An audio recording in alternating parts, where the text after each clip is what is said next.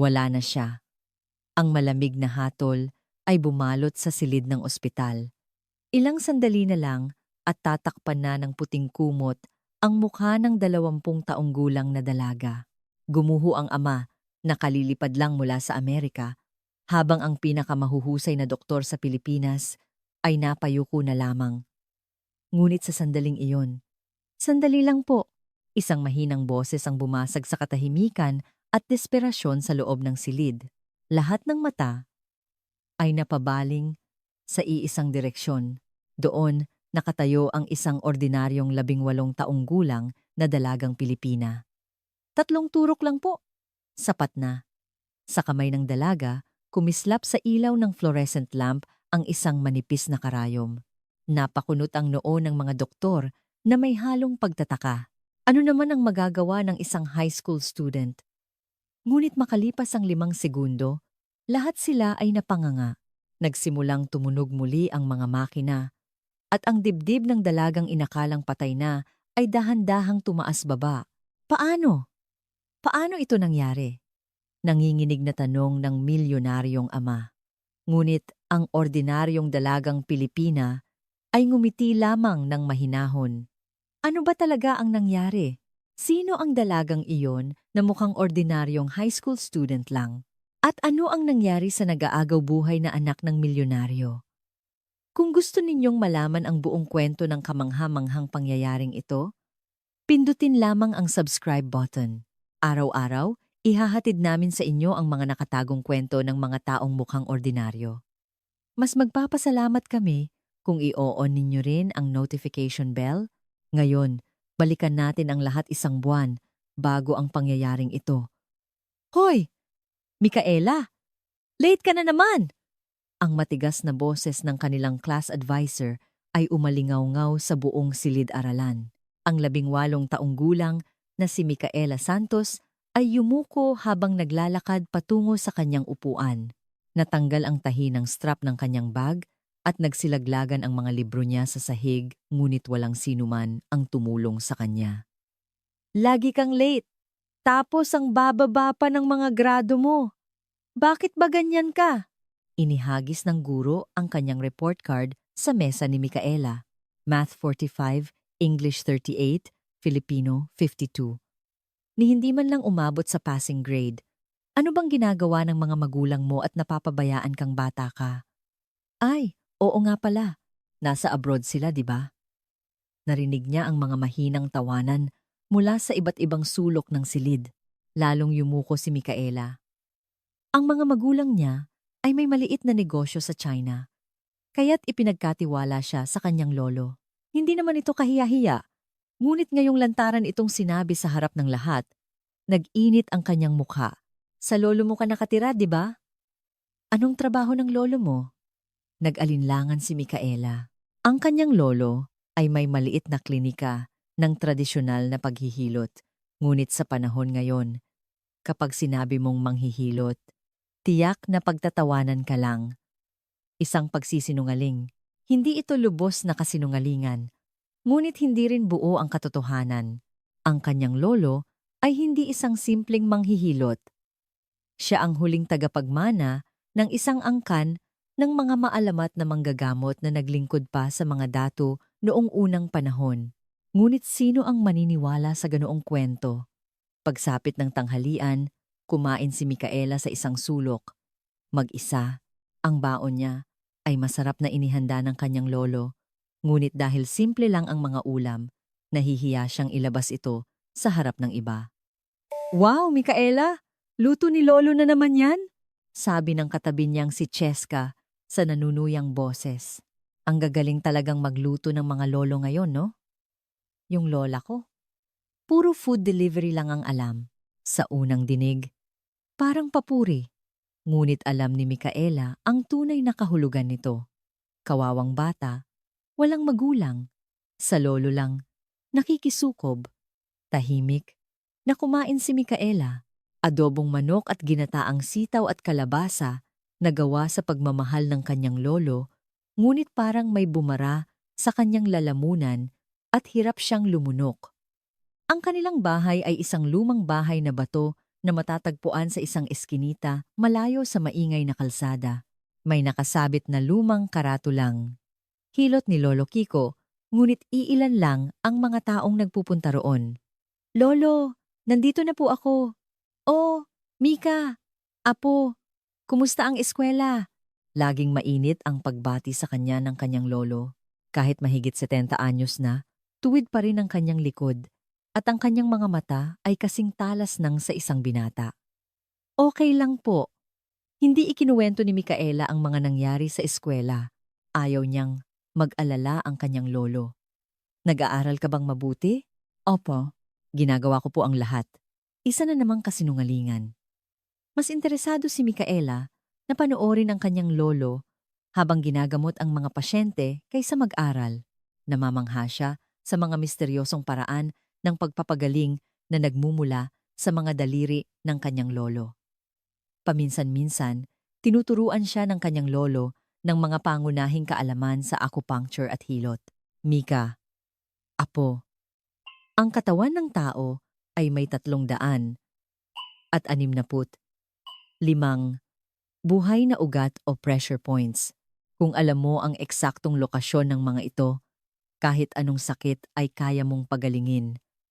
Ngunit para kay Mikaela, isa lamang itong interesanteng kwento.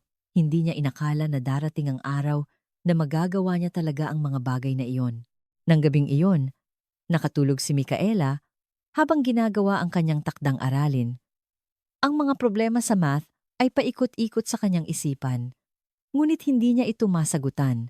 Sa ganitong paraan, mananatili siyang kulelat sa klase. Saan ba ako magaling? Napabuntong hininga si Mikaela. Pakiramdam niya ay kaawa-awa siya, hindi matalino, hindi maganda, at hindi mayaman ang pamilya. Kung wala ang kanyang lolo, siguradong napakalungkot ng buhay niya. Sa sandaling iyon, narinig niya ang boses ng kanyang lolo. Mika, Apo, halika sandali rito.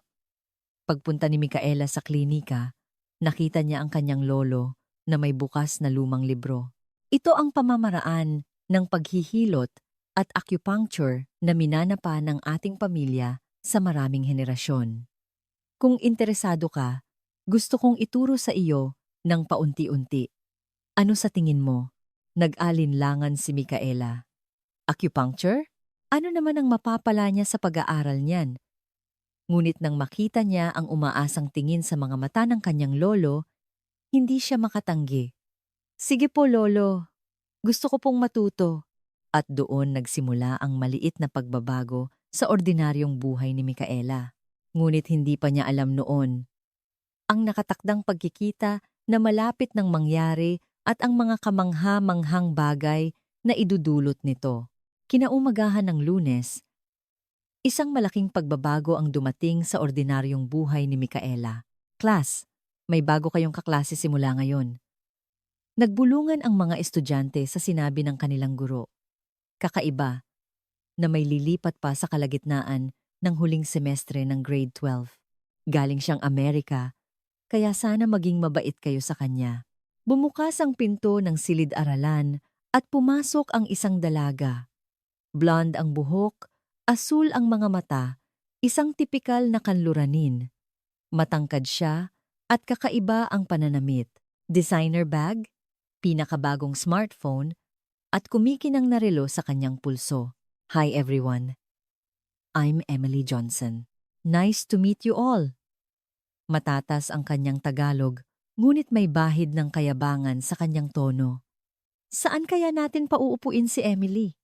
Tumingin ang guro sa paligid at itinuro ang bakanting upuan sa tabi ni Mikaela. Doon ka na lang umupo sa tabi ni Mikaela. Naglakad si Emily patungo sa upuan. Ngunit bago umupo, tiningnan niya ang mesa at napangiwi. This desk is so dirty. Wala ba kayong proper disinfectant? May halong inis sa kanyang boses. Nakaramdam ng hiya si Mikaela, kaya't kinuha niya ang kanyang wet wipes at pinunasan ang mesa ni Emily. Thanks, maikling sabi ni Emily. Ngunit ang tono niya ay parang karapatan niyang utusan ng iba. Nang magsimula ang klase, ipinakita ni Emily ang kanyang galing. Sa English class, Mas matatas pa siya kaysa sa guro. At ang mga problema sa math ay madali niyang nasagutan. Nahiya si Micaela sa sarili habang ikinukumpara ang kanilang mga sarili. Pagdating ng recess, pinagkaguluhan si Emily ng mga kaklase. Wow! Emily, you're so pretty. Saan mo nabili ang bag mo? Mukhang ang mahal. Kumusta sa Amerika? Kasing ganda ba talaga ng nasa movies? Umupo si Emily na parang reyna at sinagot ang mga tanong. This bag? It's a Louis Vuitton. My dad gave it to me for my birthday. It's about 200,000 pesos. Wow! Sabay-sabay na sabi ng mga kaklase. Tiningnan ni Micaela ang kanyang luma at punit-punit na bag at napayuko. America is great. We have a big house with a swimming pool. My dad is the CEO of a pharmaceutical company. Our medicines are sold here in the Philippines too. Tuloy-tuloy ang pagyayabang ni Emily. Lalo namang lumiliit ang tingin ni Micaela sa kanyang sarili. Bakit ka pala napunta rito sa Pilipinas? Tanong ni Cheska. My dad is here to survey the Philippine market. He wanted me to experience the Filipino education system too. Sa puntong iyon, napatingin si Emily kay Micaela. What's your name again, my seatmate? Micaela po. Micaela, what do your parents do? Nabigla si Micaela sa biglaang tanong. Lahat ng mata ay nakatuon sa kanya. May negosyo po sila. What kind of business? Patuloy na tanong ni Emily. Ang kanyang mga mata ay parang may hinahanap. Maliit na negosyo po sa China. Oh, they're in China. So who do you live with? Sa lolo ko po. Your lolo? Interesting. What does he do? Parang may bumara sa lalamunan ni Micaela. Hindi niya alam kung ano ang isasagot. Manghihilot po. Manghihilot? Napahalakhak si Emily. People still believe in that? The US, we call that superstition. It has no scientific basis. Natahimik ang buong klase. Namula ang mukha ni Micaela. One new drug from my father's company is probably more effective than 100 of those herbal remedies. Nagsimulang magbulungan ang mga kaklase. May narinig siyang nagsabi, Oo nga, sino pa ba ang nagpapahilot ngayon? Sumikip ang dibdib ni Micaela. Bilang isang taong nakakaalam sa galing ng kanyang lolo, hindi niya matanggap ang mga salitang iyon. Ngunit hindi niya alam kung paano sasagot. Pagdating ng tanghalian, lalong lumala ang sitwasyon. Hindi naglabas ng baon si Emily at lumabas ng silid. Emily, hindi ka ba kakain ng lunch? Lunch? I don't eat packed lunch. I'll eat at a restaurant. At tulad ng sinabi niya, pumunta siya sa isang restaurant malapit sa eskwelahan. Tiningnan siya ng mga kaklase ng may inggit. Naiwan si Micaela na mag-isang kumakain ng baon na inihanda ng kanyang lolo. Tortang talong at sinangag. Ngunit parang walang lasa ngayon. Mika, sana mayaman ka rin tulad ni Emily, no? Nanunuksong sabi ni Cheska. Kailan ka payayaman sa paghihilot na yan? Walang masabi si Micaela. Ang kanyang lolo ay hindi naging manghihilot para yumaman. Ang layunin niya ay gamutin at tulungan ang mga tao. Ngunit paano niya ito ipapaliwanag? Sa hapon, patuloy na ipinagmalaki ni Emily ang kanyang superioridad. In the US, we learn these problems in elementary school. Filipino students lack creativity. We have more discussion-based classes in the US. Maging ang mga guro ay humanga sa galing ni Emily at hindi nag-atubiling purihin siya. Lalo namang naging kaawa-awa ang pakiramdam ni Micaela. Pagkatapos ng klase, habang pauwi na si Micaela, kinausap siya ni Emily. Micaela, saan yung clinic ng lolo mo? Bakit po? I'm just curious. Can I come and see it sometime? Kinabahan si Micaela. Nag-alala siya na baka maliitin o insultuhin ni Emily ang kanyang lolo. Busy po si lolo ngayon. Really? So, when is a good time? Hindi ko po alam. Nag-iwas ng tingin si Micaela at nagmamadaling umalis. Habang pauwi, magulo ang isip ni Micaela. Hindi naman mali ang sinabi ni Emily. Sa totoo lang, mas pinagkakatiwalaan ng mga tao ngayon ang Western medicine kaysa sa tradisyonal na hilot. Maging ang klinika ng kanyang lolo ay iilan lang ang pasyente. Magaling nga ba talaga si lolo? Sa unang pagkakataon, nagduda siya kung ikukumpara sa malaking pharmaceutical company ng ama ni Emily, ang maliit na klinika ng kanyang lolo ay napakaliit. Lolo, nandito na po ako. O, Mika, mukhang matamlay ka ngayon, apo. May problema ba? Kahit na mainit ang boses ng kanyang lolo, hindi masabi ni Micaela ang nangyari sa eskwela. Wala po, pagod lang po ako. Ganoon ba? Sige, magpahinga ka na. Pumasok si Micaela sa kanyang kwarto at umupo sa mesa. Sinubukan niyang gawin ang kanyang takdang aralin, ngunit hindi siya makapag-concentrate. Ang mga sinabi ni Emily ay paulit-ulit na tumatakbo sa kanyang isipan. Superstition lang ba talaga ang hilot? Swerte lang ba si Lolo noon? Nang gabing iyon, hindi makatulog si Micaela. Bukas, haharapin na naman niya si Emily sa eskwela at marahil mas marami pang insulto ang matatanggap niya. Ngunit hindi pa niya alam na ang mga mangyayari sa susunod na mga araw ay tuluyang magpapabago sa kanyang buhay. Lumipas ang 3 araw mula nang lumipat si Emily. Sa mga araw na iyon, lalong naging mahirap ang buhay eskwela ni Micaela. Mika, lalo kang nagmumukhang kawawa. Pagkatabi mo si Emily. Oo nga, ang layo ng itsura nyo.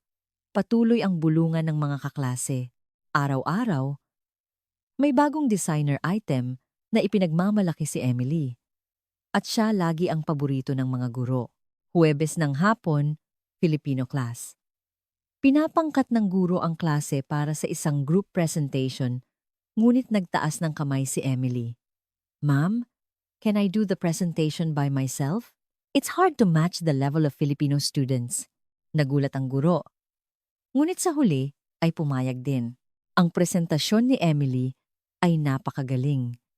Sa perpektong Tagalog, sinuri niya ang isang akdang pampanitikan at idinagdag pa ang kanyang kanluraning pananaw. Ang galing talaga ni Emily. Dapat tularan niyo siya. Ngumiti si Emily nang may kasiyahan sa papuri ng guro at sa kanya tiningnan si Micaela at sinabing, Micaela, tinuturuan ka rin ba ng lolo mo ng mga lumang literatura ng Pilipinas? Narinig ang mga hagikikan sa klase. Namula ang mukha ni Micaela. Pagkatapos ng klase, nagkwentuhan si Emily at ang kanyang mga kaibigan. Filipino food is too salty and greasy. American food is much healthier. Filipino students lack creativity. In the US, we have more debates, and I can't understand why people still believe in traditional medicine.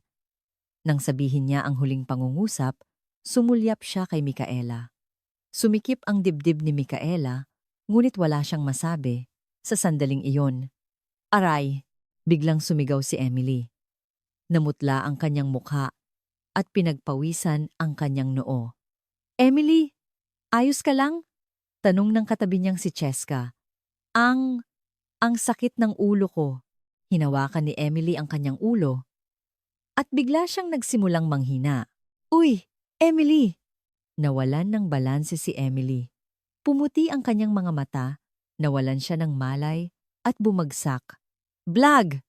Kasabay ng pagbagsak ng mga upuan at mesa, bumagsak si Emily sa sahig. Emily! Ma'am! Sir! Biglang nagkagulo ang buong klase. Nagsigawan at nagtakbuhan ang mga estudyante. Mabilis na dumating ang kanilang advisor. Emily! Emily! Niyugyug niya si Emily, ngunit walang reaksyon. Lalong namutla ang kanyang mukha at nagsimulang mangitim ang kanyang mga labi. Tumawag kayo ng ambulansya. Bilis! Dumating din ang school nurse. Kinapa niya ang pulso ni Emily at tiningnan ang kanyang paghinga. Napakihina ng pulso niya. Hindi rin regular ang paghinga. Anong nangyari? Ayos lang siya kanina. Nagpapanik ang mga guro. Bigla na lang bumagsak si Emily nang walang anumang babala. Umabot ng 10 minuto bago dumating ang ambulansya. Sa loob ng panahong iyon, lalong lumala ang kalagayan ni Emily. Hina ng hina ang kanyang paghinga. "Miss, gising ka ba?" Sinubukan siyang gisingin ng paramedic, ngunit walang nangyari. "Kailangan na nating dalhin siya sa ospital. Ngayon na." Isinakay si Emily sa stretcher at dinala sa ambulansya. Sumama rin ang kanilang advisor.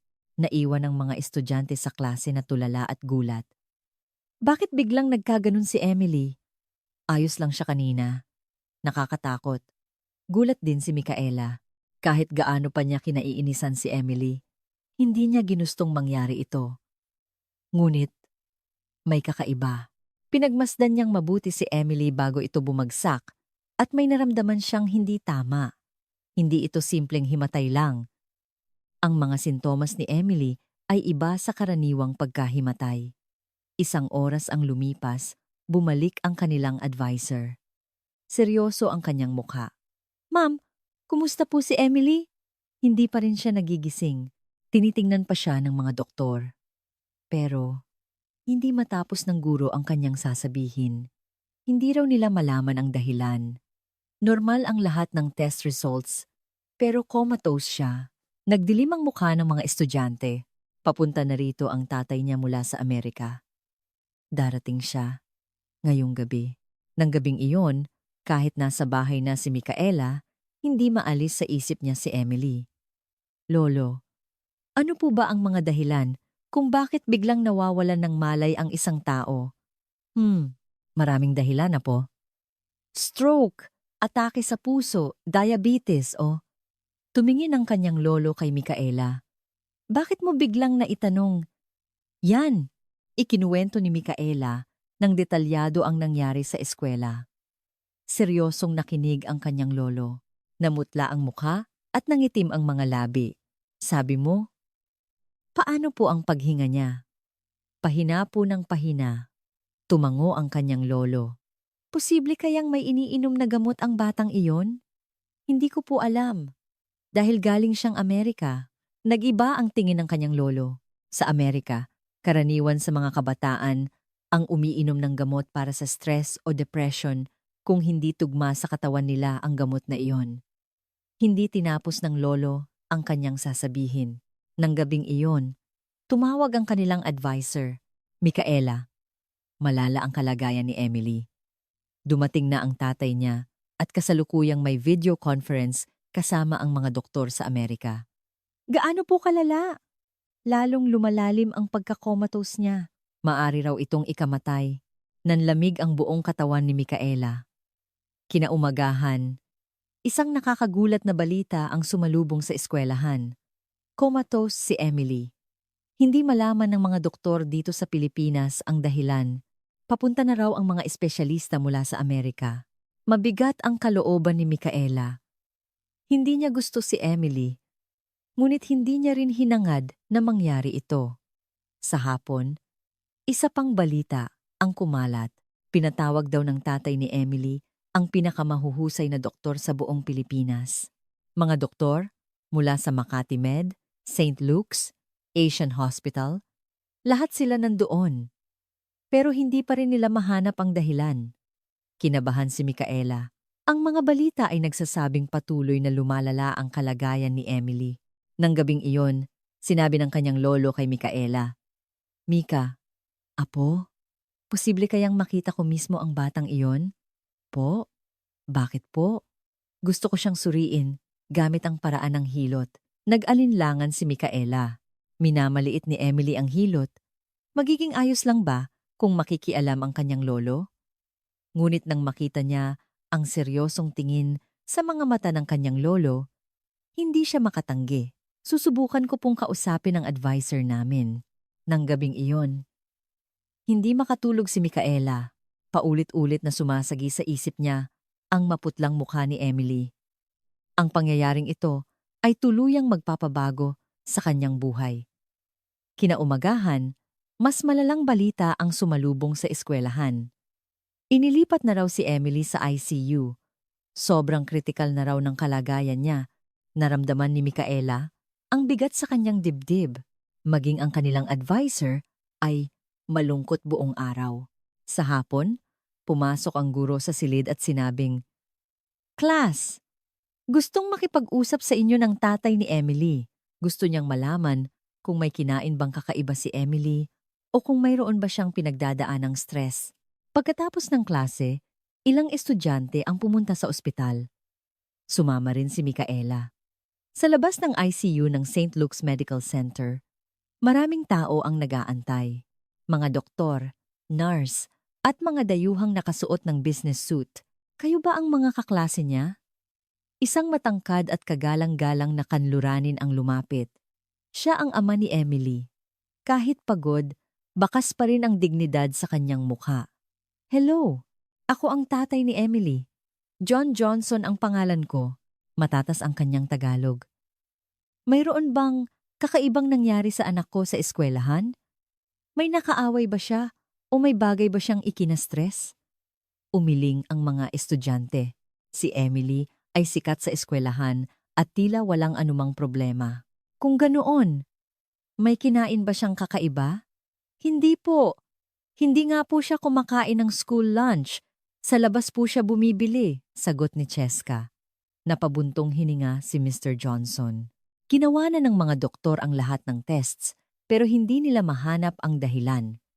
Walang problema sa utak niya. Normal din ang blood tests. Sa sandaling iyon, lumapit ang isang doktor. "Mr. Johnson, nakipag-usap na po kami ulit sa mga espesyalista mula sa Amerika." Madilim ang mukha ng doktor. "Anong sabi nila?" "To be honest, sir, the cause is unknown. All her vitals are normal, but she's sinking deeper into the coma. So, what should we do? We're doing our best. But, you should prepare for the worst." Namutla ang mukha ni Mr. Johnson. Nagulat din ang mga estudyante. "Pwede po ba siyang makita?" Maingat na tanong ni Micaela. Nag-alinlangan ang doktor, ngunit tumango rin. "Sandali lang, pero hindi pwedeng magtagal." Sa likod ng salamin ng ICU, nakita nila si Emily.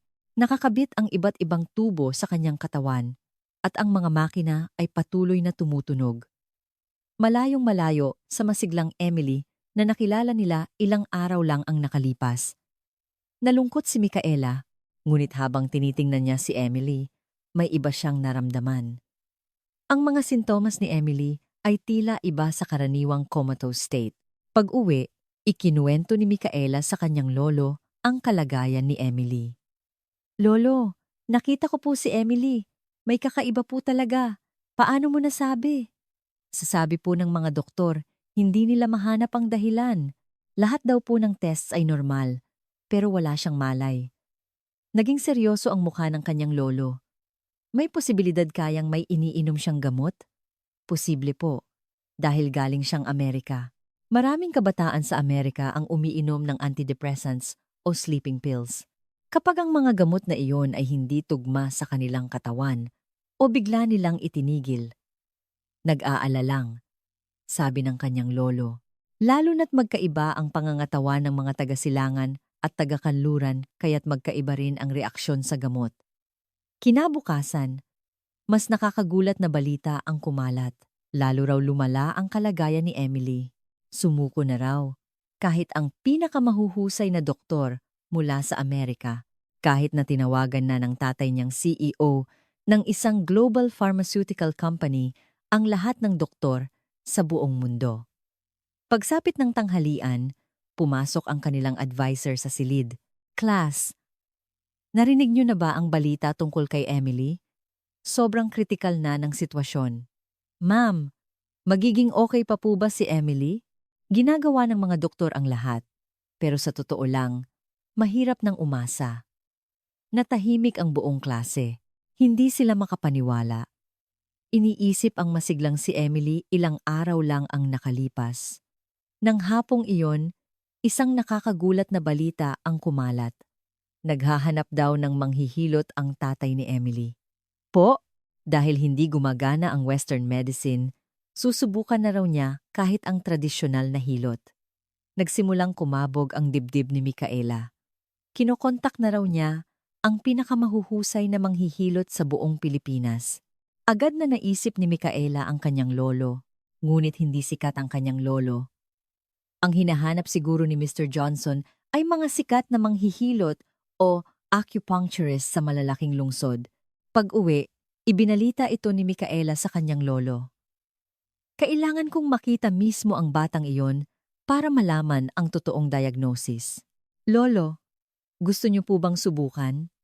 Nag-isip sandali ang kanyang lolo at sinabing, Mika, apo, may paraan ba para makontak ang pamilya niya? Pwede ko pong sabihin sa advisor namin. Sige, subukan nating kausapin siya. Kinaumagahan, mas masamang balita ang dumating. Maaari na raw ideklarang brain dead si Emily. Sinabihan na raw ng mga doktor ang pamilya na maghanda sa pinakamasama. Ngayong gabi raw ang taning. Hindi na makapaghintay si Micaela. Sa oras ng recess, pinuntahan niya ang kanilang advisor. Ma'am, gusto po sanang tingnan ng lolo ko si Emily. Ang lolo mo? Opo, manghihilot po siya. Nag-alinlangan ang guro. Pero, Micaela, ang kinakausap ngayon ng tatay ni Emily ay ang pinakamahuhusay na alternative healers sa bansa. Alam ko po, pero kahit isang beses lang po. Nakita ng guro ang pakiusap sa mga mata ni Micaela at napabuntong hininga. Sige, susubukan kong itanong. Nang hapong iyon, isang nakakagulat na tawag ang dumating. Micaela, gustong makilala ng tatay ni Emily ang lolo mo. Talaga po? Oo, parang kumakapit na lang siya sa patalim. Bukas daw kayo magkita sa ospital. Kumabog ang dibdib ni Micaela. Sa wakas, makikita na ng kanyang lolo si Emily. Ngunit kasabay nito, kinabahan siya. Paano? Kung hindi rin mahanap ng kanyang lolo ang solusyon, paano kung talagang wala ng pag-asa si Emily? Nang gabing iyon, inilabas ng kanyang lolo ang mga lumang libro at nag-aral hanggang hating gabi. Pinanood siya ni Micaela. Lolo, kaya po ba talaga siyang gamutin? Seryosong ibinuklat ng kanyang lolo ang mga pahina at sinabing, Mika, apo, sa aming sining, may kasabihang gamutin ang sakit upang iligtas ang tao. Opo, ngunit ang pinakamahalaga ay ang tamang pagsusuri. Magkaiba ang paraan ng Western medicine at ng tradisyonal na hilot. Naging determinado ang tingin ng kanyang lolo. Bukas, kapag nakita ko na ang batang iyon, malalaman ko. Nang gabing iyon, hindi makatulog si Micaela. Iniisip niyang bukas na malalaman ang lahat at may kakaiba siyang kutob. Na bukas, isang kamangha-manghang bagay ang mangyayari. Kinahapunan, pumunta si Micaela at ang kanyang lolo sa St. Luke's Medical Center. Mas formal ang suot ng kanyang lolo kaysa dati at sa kanyang lumang bag nakalagay ang kanyang mga gamit sa pag-acupuncture. Mika apo, huwag kang kabahan. Gagawin lang natin ang kaya nating gawin. Ngunit nanginginig si Micaela. Ang pasyenteng sinukuan na ng mga doktor sa buong mundo, kaya ba talagang gamutin ng kanyang lolo?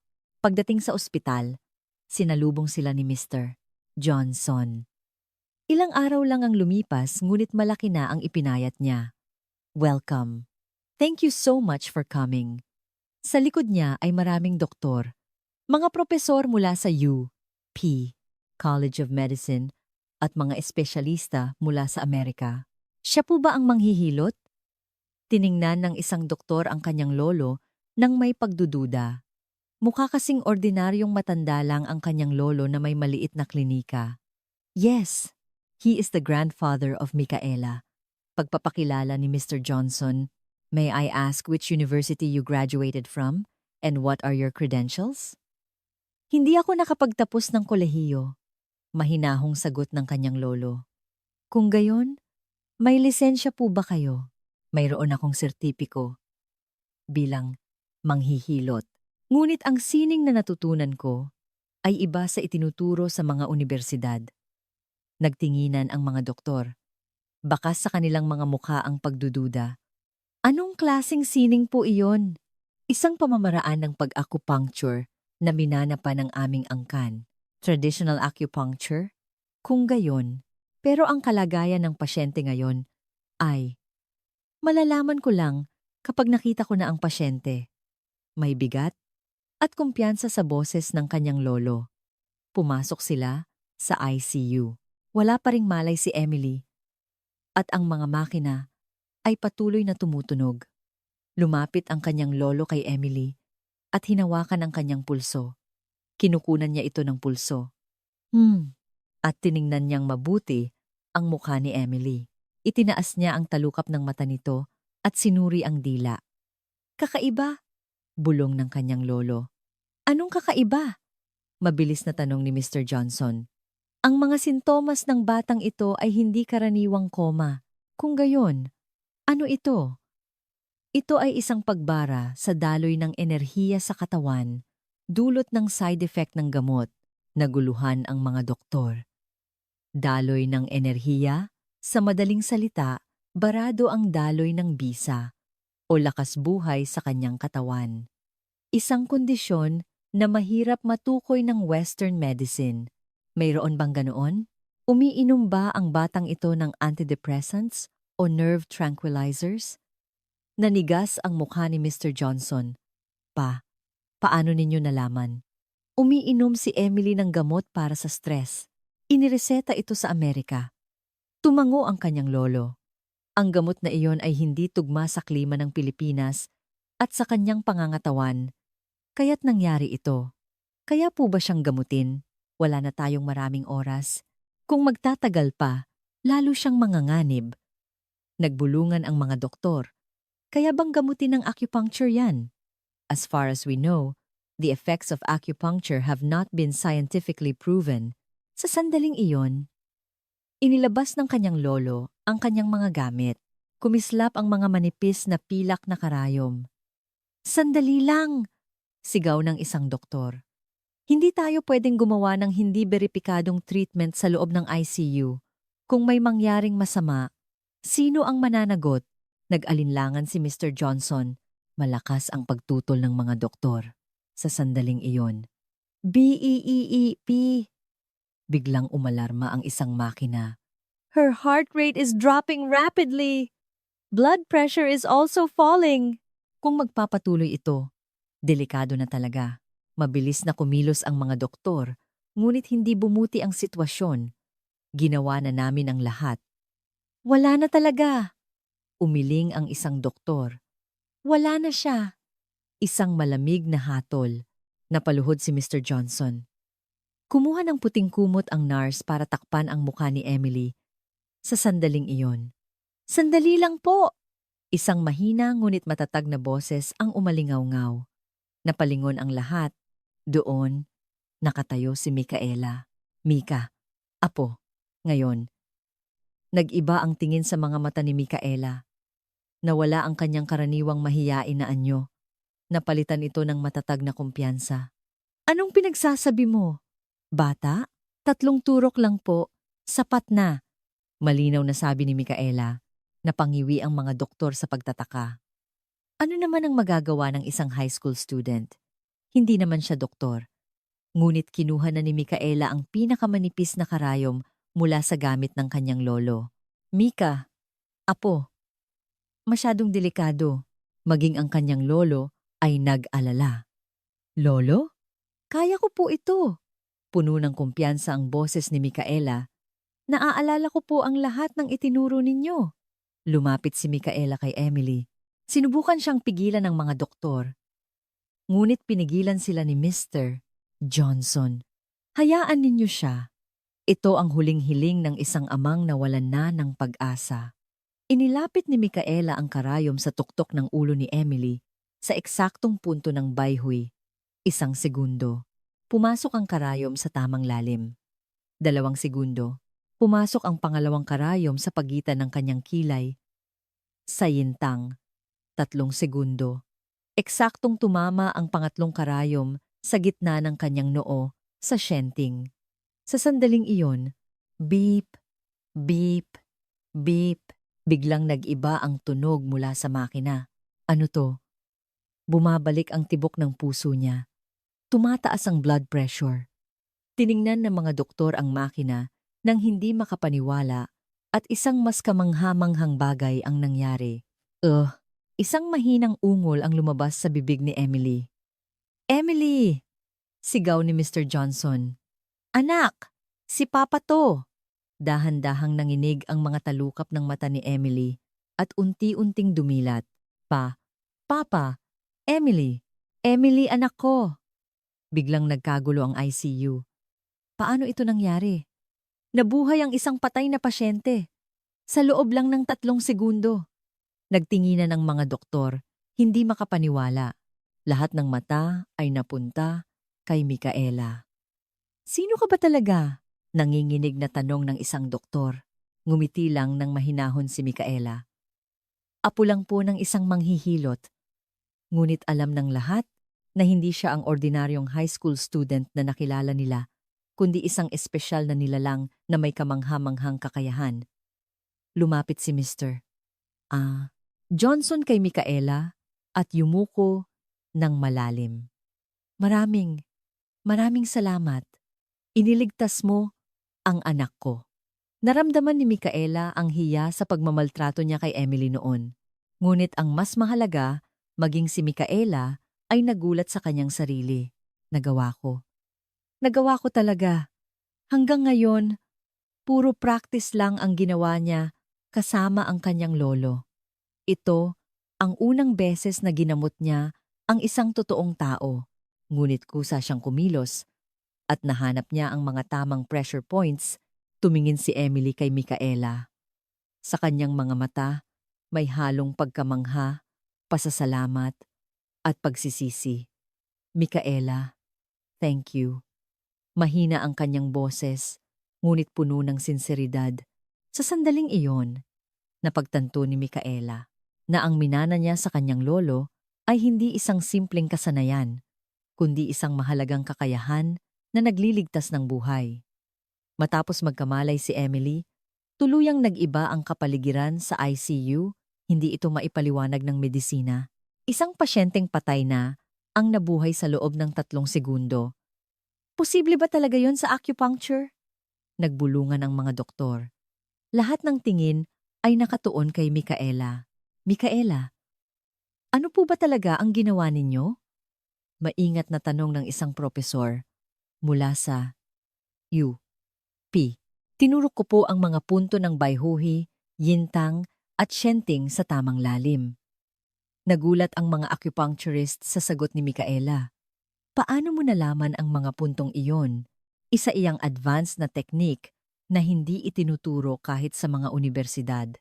Ipinaliwanag ng kanyang lolo.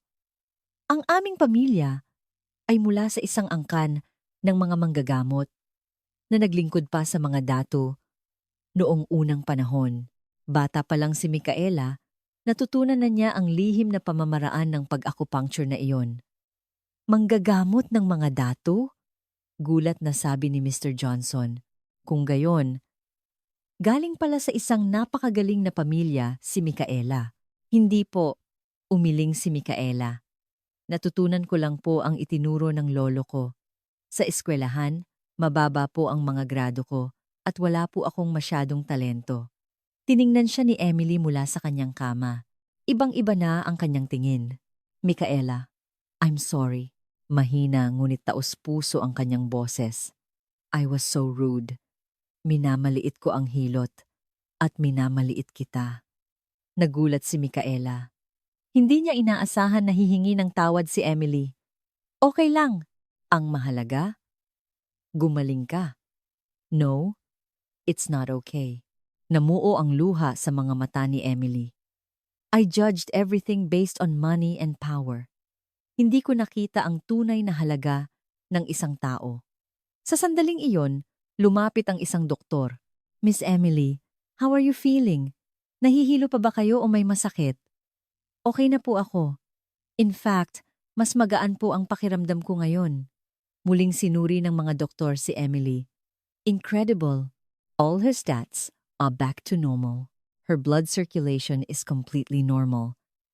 This is the fastest recovery I've ever seen. Lumapit si Mr. Johnson kay Micaela at sa kanyang lolo. Hindi ko po alam kung paano magpapasalamat. Hindi na kailangan ng pasasalamat.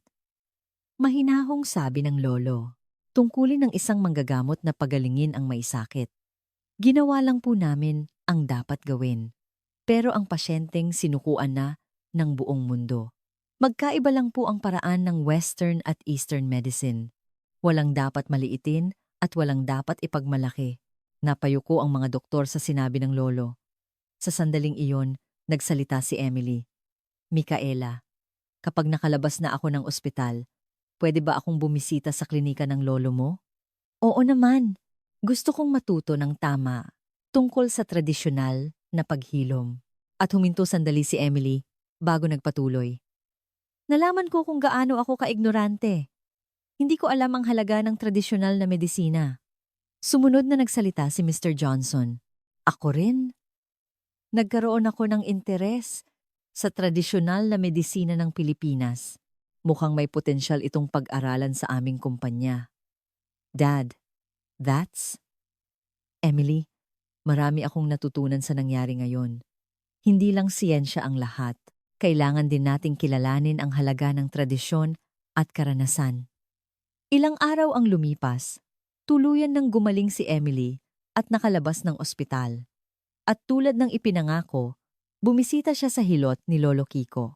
Magandang araw po, Lolo. Magalang na bumati si Emily. Wala na ang dating mayabang na anyo. Tuloy ka, Emily. Kumusta na ang pakiramdam mo? Mabuting mabuti na po. Salamat kay Micaela. Tumingin si Emily kay Micaela.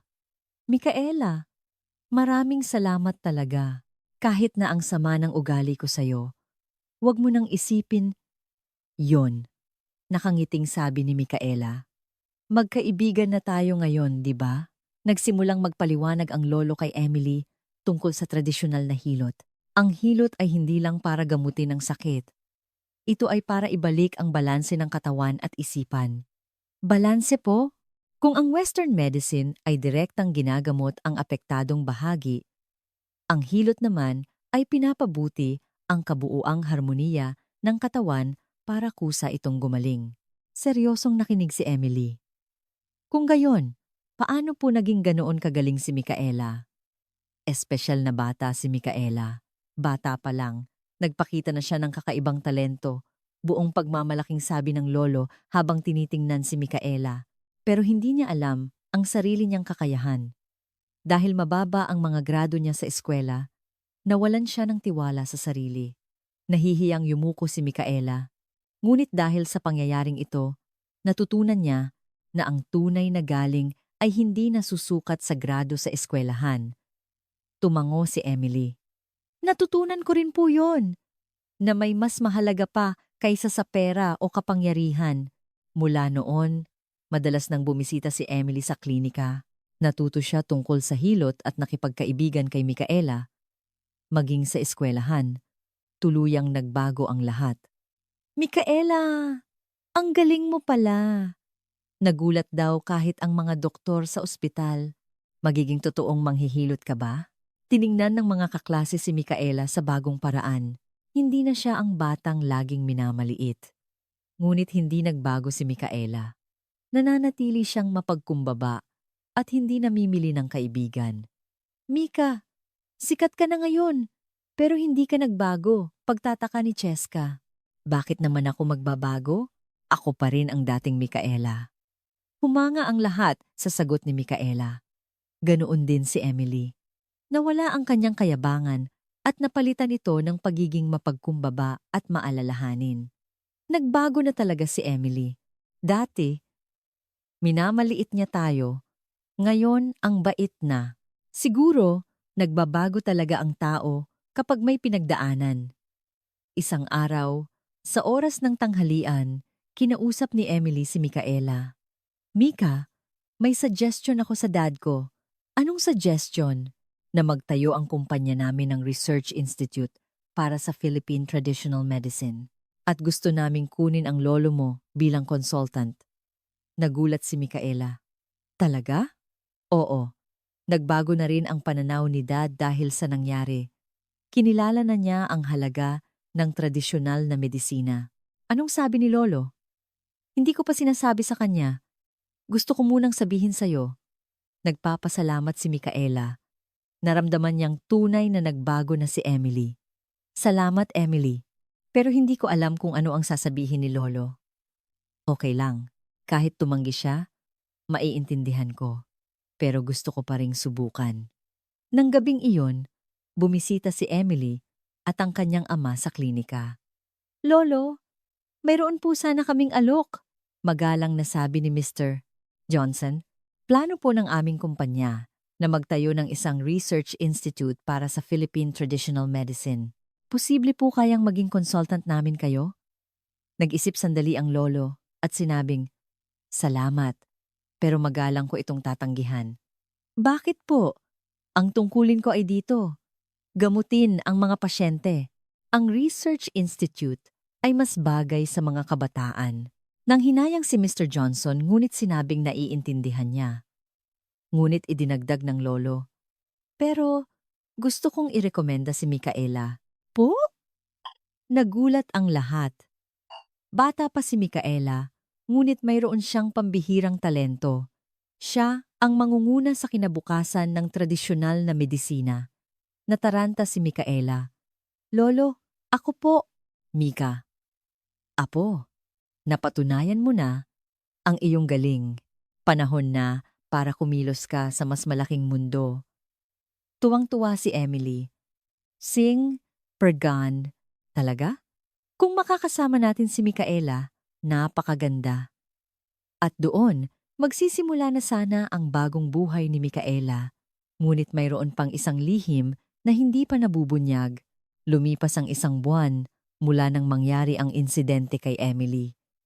Ang buhay ni Micaela ay tuluyan ng nagbago. Micaela, may interview request na naman. Mula sa GMA News, sabi ng kanilang advisor. Gagawa raw sila ng special feature tungkol sa traditional medicine. Ngunit umiling si Micaela. Ma'am, ayoko po ng mga ganyan. Bakit? Magandang pagkakataon to. Gusto ko lang po sanang mag-aral ng tahimik. Nananatiling mapagkumbaba si Micaela. Mas mahalaga para sa kanya na hasain ang kanyang kakayahan kaysa sumikat. Nang hapong iyon, bumisita si Emily sa klinika. Naging araw-araw na niya itong gawain. Hello po, Lolo.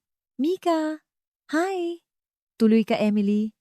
Masayang sinalubong siya ng lolo. Para na ring isa pang apo ang turing niya kay Emily. Ano ang gusto mong matutunan ngayon? Lolo, pwede po ba ninyong ikuwento ang tungkol sa mga ninuno ninyong manggagamot ng mga dato? Tanong ni Emily. Napuno ng kuryosidad. Sandaling nagdilim ang mukha ng lolo. Ang kwentong iyon. Lolo? Nagtaka rin si Micaela. Bihirang magkuwento ang kanyang lolo tungkol sa nakaraan. Sa totoo lang, nang sabihin kong galing ako sa isang angkan ng mga manggagamot, mabigat ang boses ng lolo. Ano po ang ibig ninyong sabihin? Ang aming pamilya ay orihinal na mula sa Mindanao. Mindanao po. Sabay na nagulat sina Micaela at Emily. Ang lolo ng tatay ko, ang lolo mo sa tuhod, Mika, ay isang manggagamot sa isang sultanat sa Sulu. Isa siya sa mga huling dakilang manggagamot ng panahong iyon. Inilabas ng lolo ang isang lumang baul. Ito ang mga talaan mula noon. Sa loob ng baul, may mga lumang libro at gamit sa pag-acupuncture. Wow! Sabi ni Emily. Ito po ba talaga ang mga ginamit sa palasyo ng sultan? Oo.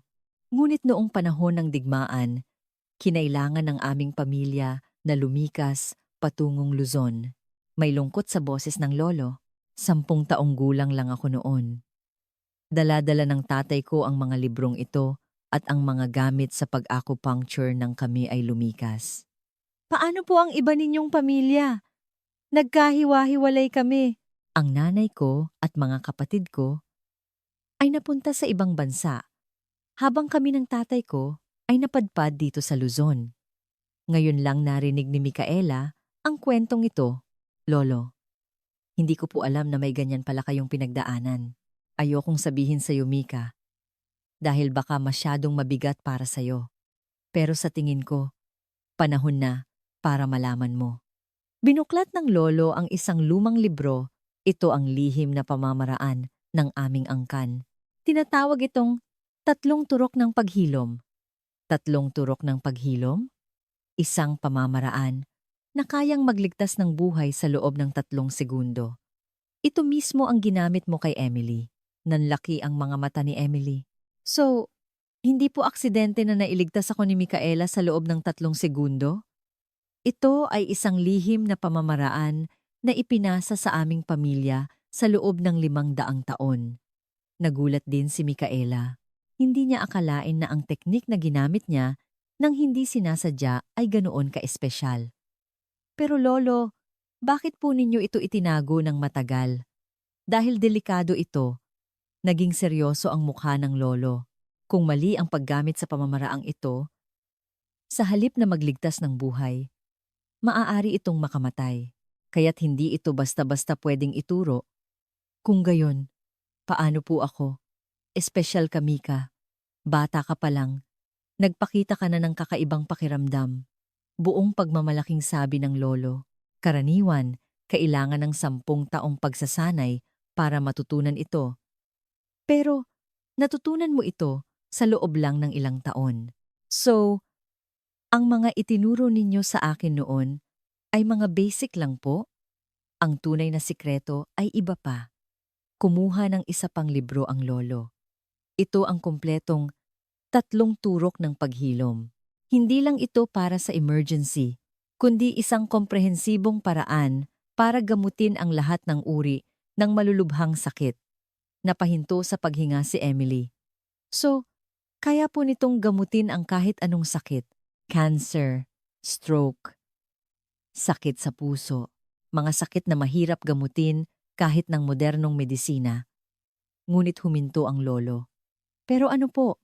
Dahil napakalakas nito, malaki rin ang panganib. Isang pagkakamali lang, maaaring manganib ang buhay ng pasyente. Nag-alala si Micaela. Kung gayon, noong ginamot ko si Emily. Mabuti na lang at tama ang kutob ko. Pero kung nagkamali ka kahit kaunti, malaking gulo sana. Natakot si Emily. So, nasa panganib po pala talaga ako noon. Oo, ngunit dahil sa galing at tapang ni Micaela, naligtas ka. Sa sandaling iyon, sinabi ng lolo ang isang mahalagang bagay. Mika, apo, gusto ko nang ipasa sa iyo ang lahat. Lolo, bata pa po ako. Hindi mahalaga ang edad. Ang mahalaga ay ang puso. Hinawakan ng lolo ang kamay ni Micaela. Napatunayan mo na. Ang pusong mas inuuna ang buhay ng iba kaysa sa sarili. Tumango rin si Emily. Tama po. Espesyal po talaga si Micaela. Pero lolo, paano po kung magkamali ako? Hindi ka magkakamali. Puno ng kumpiyansa ang boses ng lolo. Nasa iyo ang talento at ang mabuting puso. Ang isang taong tulad mo ay hindi magkakamali. Ilang araw ang lumipas, isang nakakagulat na balita ang dumating. Micaela, tumawag ang UP College of Medicine, tuwang-tuwang sabi ng advisor. Gusto kanilang tanggapin sa isang special program. Po, hindi po sa kursong may kinalaman sa alternative medicine, kundi sa medisina. Gusto raw nilang mag-research ng bagong paraan ng panggagamot na pinagsasama ang Eastern at Western medicine. Naguluhan si Micaela. High school pa lang po ako. Inirekomenda kanila para sa early graduation. Sapat na raw ang galing mo. Pag-uwi, kinausap niya ang kanyang lolo. Lolo, ano po ang dapat kong gawin? Mika, apo, mukhang panahon na para lumabas ka sa mas malaking mundo. Pero hindi ko po kayo pwedeng iwan. Huwag kang mag-alala. Ayos lang ako. Sumingit si Emily. Mika, ako ang bahala. Po, ako ang mag-aalaga kay lolo. At gusto ko ring matuto pa tungkol sa hilot. Taos-puso ang alok ni Emily. Talaga? Oo, iniligtas ako ng lolo mo. Panahon na para suklian ko yon. Ngumiti ang lolo. Magandang ideya yan. Si Micaela ay kikilos sa mas malaking mundo at si Emily naman ay mag-aaral dito ng tradisyonal na medisina. Pero lolo, Mika, apo, ang ibon ay kailangang umalis sa pugad balang araw. Kung mas marami kang matutulungang tao, iyon ang tunay na misyon ng ating angkan. Naiiyak si Micaela. Naramdaman niya ang malalim na pagmamahal ng kanyang lolo. Lolo, babalik po ako na matagumpay. Oo, Mika. Laging nandito si lolo para sa'yo.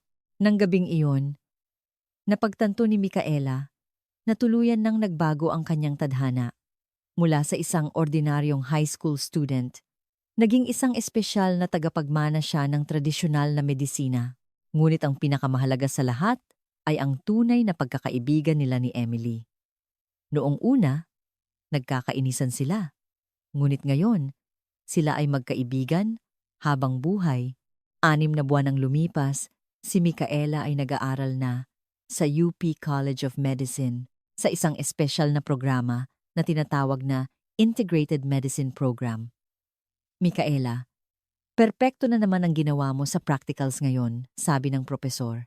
Ikaw ang unang estudyanteng nakita ko na kayang pagsamahin ng natural ang traditional acupuncture at modernong medisina. Mapagkumbabang yumuko si Micaela.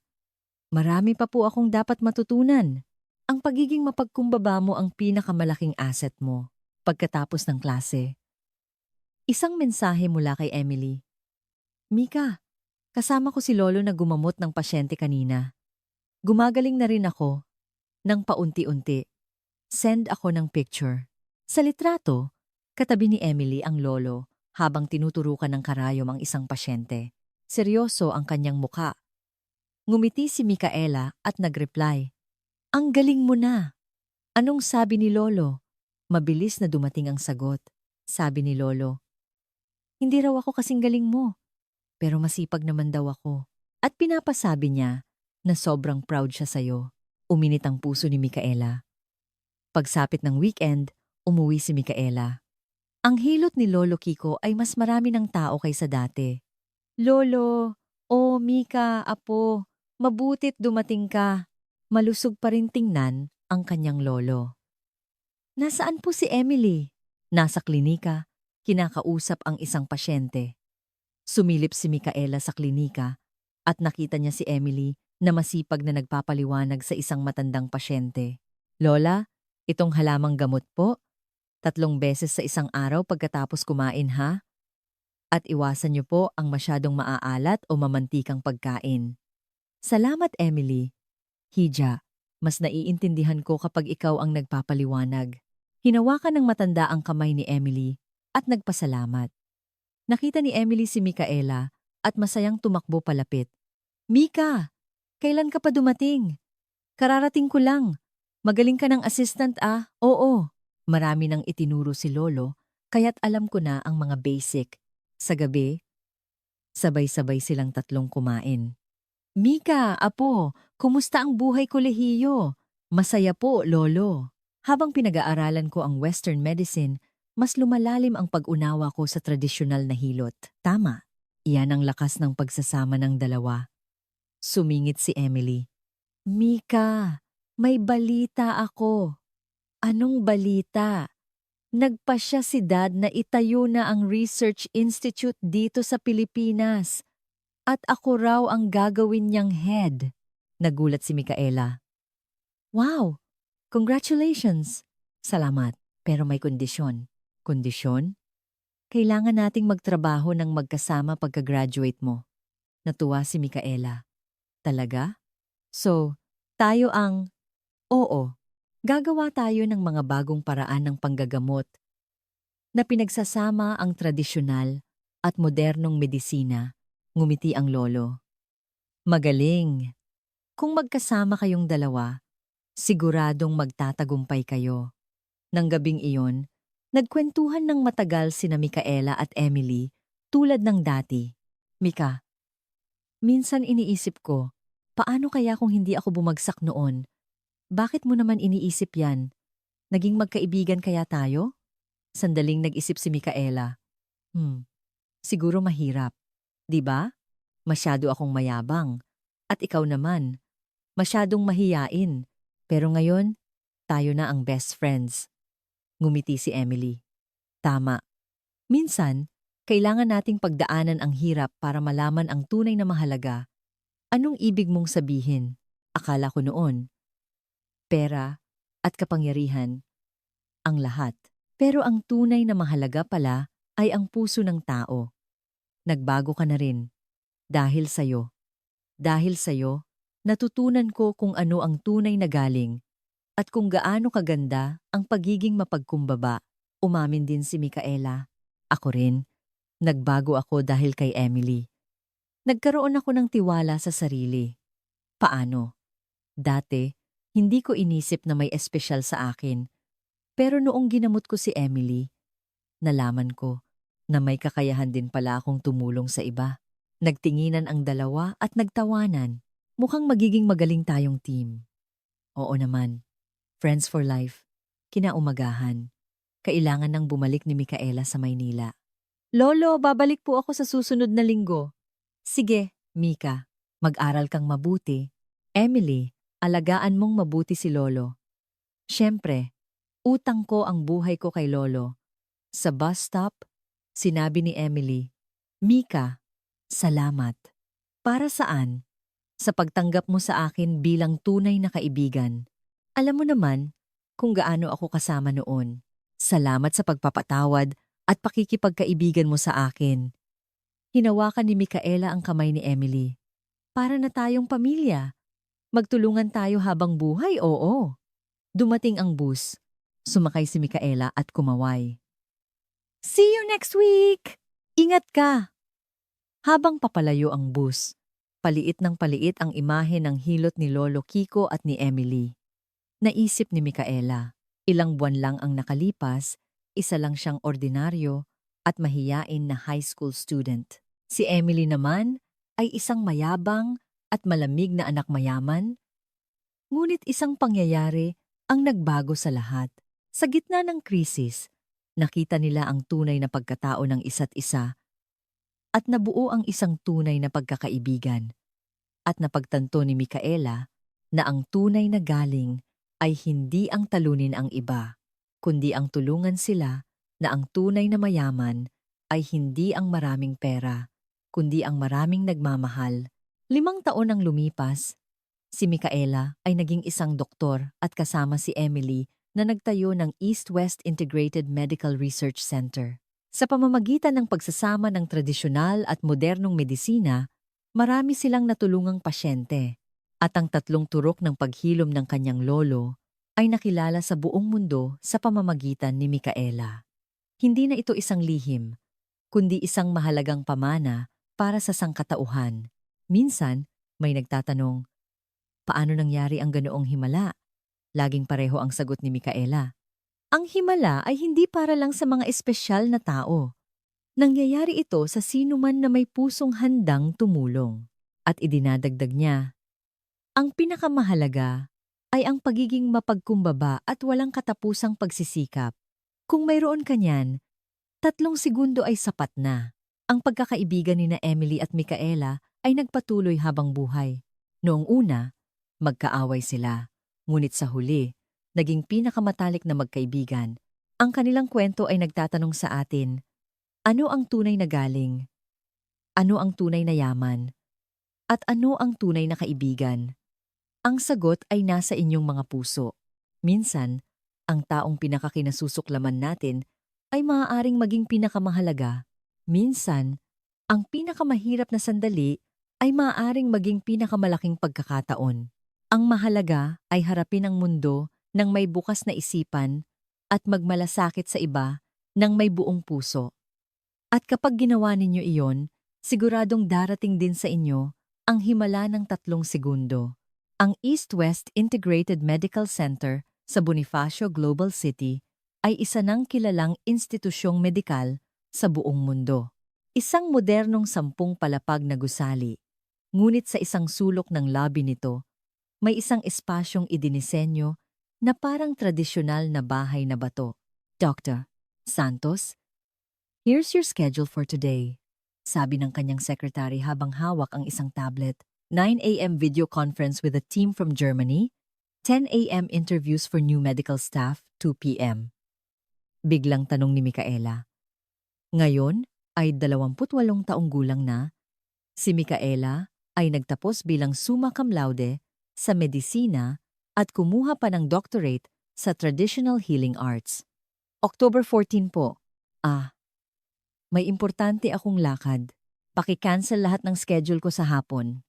Sige po, pero may importante po kayong meeting sa mga Japanese medical delegates. Pakisabi kay Emily na siya na ang humarap. Kailangan kong umalis mamayang hapon. Nagtataka man, tumango ang secretary. Pagkatapos ng kanyang mga gawain sa umaga, nagbihis si Micaela.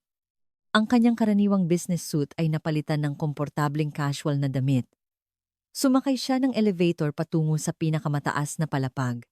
Doon, may isang opisina na may nakasulat na Dr. Emily Johnson, Deputy Director. Emily! Pagbukas ng pinto, nakita niyang nasa video conference si Emily. Matatas ang kanyang Ingles habang nakikipag-usap sa mga doktor mula sa Germany. Yes, we've seen remarkable results with the integration of acupuncture and modern physiotherapy. Tahimik na naghintay si Micaela. Ibang-iba na si Emily ngayon. Wala na ang dating kayabangan. Isa na siyang seryoso at propesyonal na manggagamot. Sorry, I will call you back in an hour. Yes, thank you. Pagkatapos ng tawag, ngumiti si Emily kay Micaela. Ngayon na pala yon. Oo. Handa ka na? Siyempre. Hindi ako makapaniwala. 10 taon na pala. Nagbihis din si Emily. Sabay silang bumaba sa basement parking. Ako na ang magdadrive. Hinawakan ni Micaela ang manibela. Ang kanilang destinasyon ay isang maliit na bayan. 1 oras ang layo mula sa Maynila. Sa loob ng sasakyan, nagsalita si Emily. Mika, ano kaya ang sasabihin ni Lolo kung makikita niya tayo ngayon? Siguradong proud na proud siya. Sino bang mag-aakala na magpapatakbo tayo ng ganito kalaking ospital? Alam na ni Lolo yon. Mula pa noon, nakita na niya ang potensyal natin. Sa labas ng bintana, tanaw ang magandang tanawin ng Taglagas. Ang mga bundok na nababalutan ng mga tuyong dahon ay napakaganda. Mika, kailan ka ba mag-aasawa? Biglang tanong ni Emily. Bakit mo naman naitanong yan? Lahat ng mga doktor na lalaki sa ospital may gusto sa'yo. Lalo na si Dr. Kim, yung cardiologist. Emily naman. Namula si Micaela, marami pa akong kailangang gawin. Saka ko naiisipin ang pag-aasawa. Huwag kang puro trabaho. Isipin mo rin minsan ang sarili mong kaligayahan. Ikaw, kumusta? Yung doktor na galing Amerika, si David. Friends lang kami. Talaga? Lagi kayong magkasama Hindi pa ako sigurado sa kanya. Nagtawanan ang dalawa. 10 taon na ang lumipas. Ngunit sila pa rin ang pinakamatalik na magkaibigan. Makalipas ang 1 oras, dumating sila sa isang maliit na bayan. Nakita nila ang karatulang bayan ng Pag-asa. Sa pasukan ng bayan, may isang bagong gusali. Nakasabit ang karatulang Pag-asa Integrated Medical Center. Wow! Ang ganda ng pagkakagawa, sabi ni Emily. Ang medical center na ito ay itinatag ni na Micaela at Emily. Ito ay para sa mga residente sa mga rural na lugar na hirap makakuha ng serbisyong medikal. Pagpasok sa gusali, nakita nila ang mga pamilyar na muka. Micaela! Emily! Masayang bati ni Nurse Kim. Isa siyang veteranong nurse na kasama nila sa Maynila na voluntaryong lumipat dito. Happy 10th anniversary po. Congratulations! Salamat, Nurse Kim. Sa loob ng medical center, maganda ang pagkakaayos ng mga modernong kagamitan at tradisyonal na pasilidad. Sa isang panig, may mga CT at MRI machines, habang sa kabila naman ay may acupuncture room at herbal pharmacy. Kumusta po ang mga pasyente? Naku, ang dami po. May mga dumadayo pa nga po mula sa Maynila. Natuwa si Micaela. Nagsimula ito bilang isang maliit na community clinic. Ngunit ngayon ay kilala na sa buong bansa. May balita po ba kay Lolo? Kahapon po. Nandito siya. Malakas pa rin po. Matapos libutin ang medical center, sumakay ulit sila ng kotse. Ang susunod nilang destinasyon ay isang maliit na bahay na bato. Medyo malayo sa bayan. Nakasabit pa rin ang lumang karatulang hilot ni Lolo Kiko. Ngunit ang bahay ay maayos na na-renovate. Lolo! Malakas na tawag ni Micaela. Oh, Mika, apo! Emily! Lumabas ang kanilang lolo na ngayon ay mahigit 80 taong gulang na. Matanda na, ngunit malakas pa rin. Lolo, kumusta po kayo? Aba, malakas pa! Inaalagaan niyo akong mabuti eh. Ngumiti ang lolo habang tinitingnan silang dalawa. Ngayon na pala ang araw na yon. Opo, lolo. Naaalala niyo pa po ba ang pangako natin 10 taon na ang nakalipas noong araw na pumasok si Micaela sa UP? Nangako sila sa isa't isa na pagkatapos ng 10 taon, magkikita-kita silang muli para magkwentuhan. Sa bakuran, may isang mahabang upuang kawayan. Umupo silang tatlo. Lolo, kumusta po kayo sa mga nakaraang taon? Marami akong ginawa, 2 beses sa isang linggo. Nanggagamot ako sa medical center ninyo. Minsan, ginagamot ko ang mga mahihirap na kaso. Huwag po kayong magpapagod. Ano ka ba? Ito ang kaligayahan ko sa buhay, nagsalita si Emily. Lolo, medyo marunong na rin po akong mag-acupuncture. Oo. Gumaling na si Emily. Dati, hindi man lang makahawak ng karayom. Nagtawanan silang tatlo. Tiningnan ng lolo si Micaela at sinabing, Mika, apo, alam kong magtatagumpay ka ng ganito. Dahil po sa inyo, lolo. Hindi. Dahil sa pagsisikap at galing mo. Ang 3 turok ng paghilom na itinuro ninyo ay marami pa ring naliligtas na pasyente hanggang ngayon.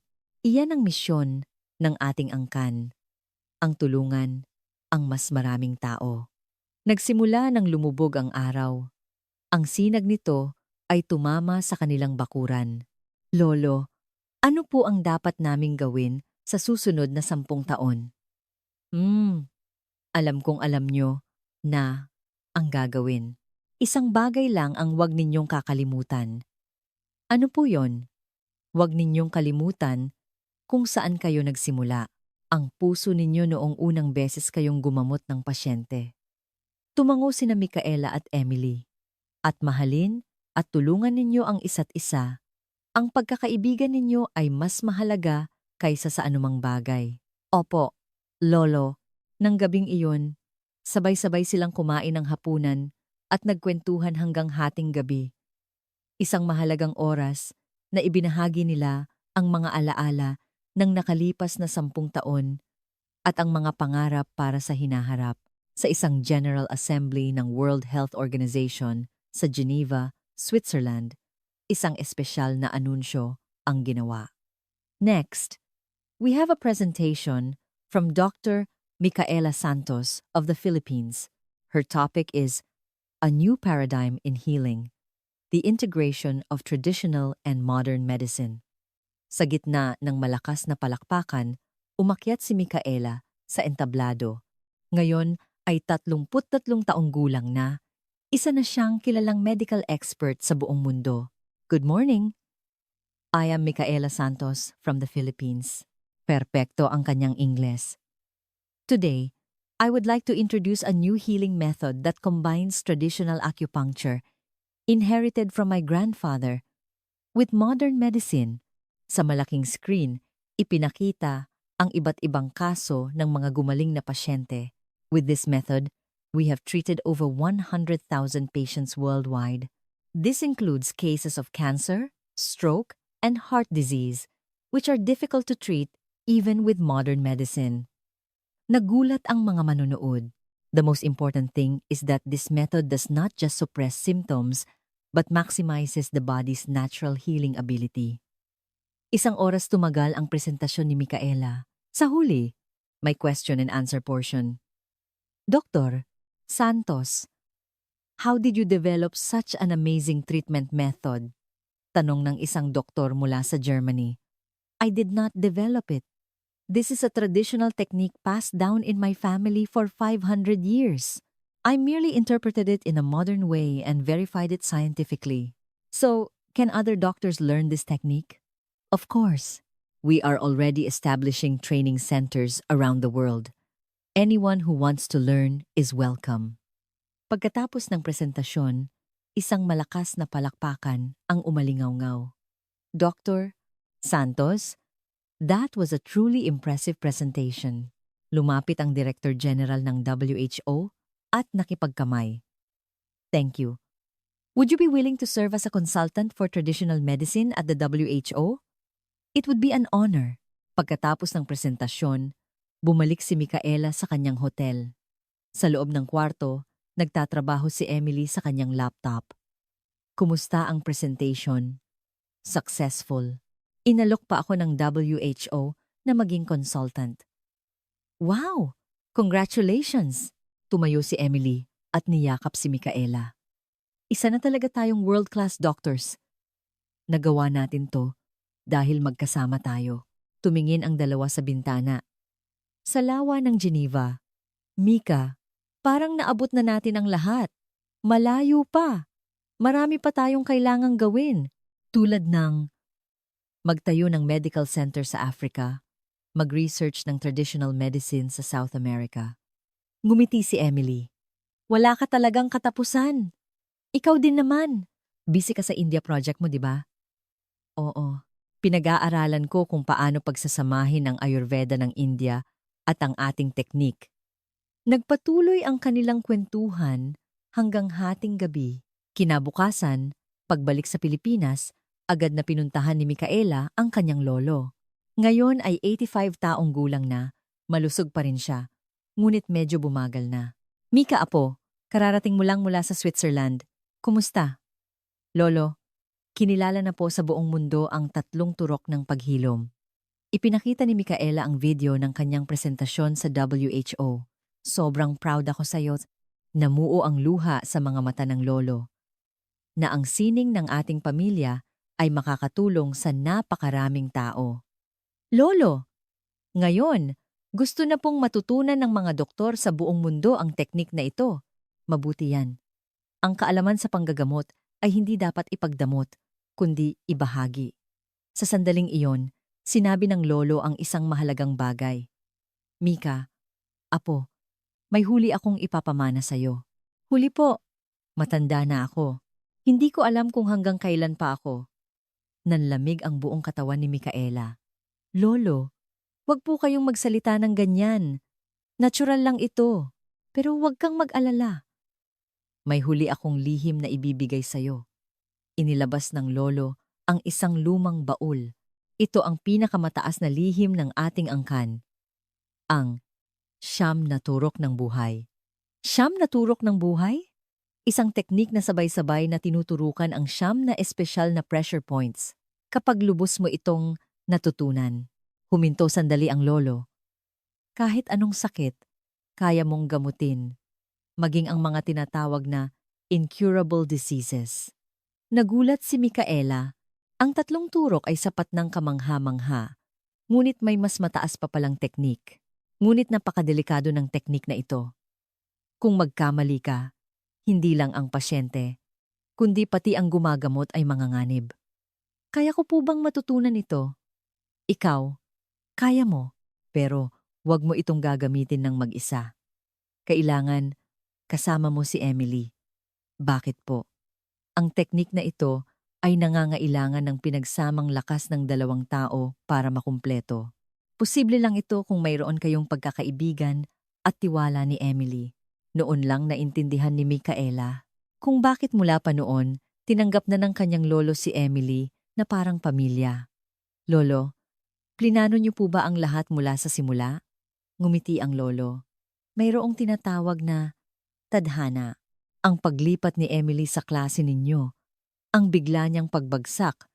Lahat iyon ay nakatakda na.